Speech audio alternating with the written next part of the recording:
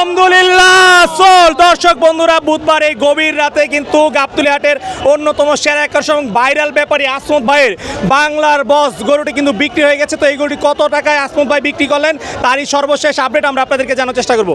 আসসালামু আলাইকুম আসমত ভাই। ওয়ালাইকুম আসসালাম ভাই, কেমন আছেন? আলহামদুলিল্লাহ। আসমত ভাই, আমরা শুনলাম গরু বিক্রি করে ফেললেন। জি ভাই, আচ্ছা, সবসময় তো ঈদের আগের দিন গরু বিক্রি করেন, এবার 2 দিন আগেই বিক্রি করে ফেললেন। এখন ওই ঈদের আগের দিনকে যে টাকা দাম বলবে ও শুনলে স্টক করতে হবে ভাই, ওই আশায় বসে থাকা যাবে না।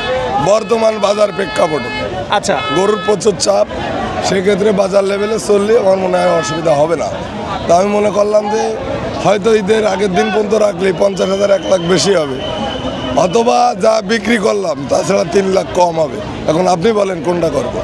আচ্ছা, সেই ক্ষেত্রে আপনি যেহেতু বাজার খারাপের দিকে যে আগে বিক্রি করেছেন না, বুদ্ধিমানের কাজ করেছেন। জি ভাই। আচ্ছা, কত টাকায় বিক্রি করলেন একটু দামটা জানতে চাই।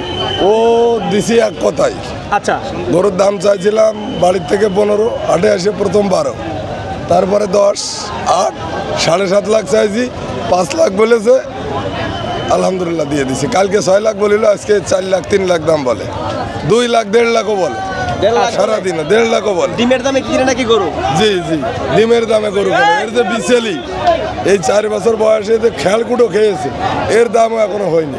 গরু বিক্রি করে কি তার লস হয়েছে? লস তো অবশ্যই, কিরকম টাকা লস হয়েছে? 1 লাখ 3। এই গরু বিক্রিতে 3 লাখ টাকা লস 3 লাখ হয়েছে।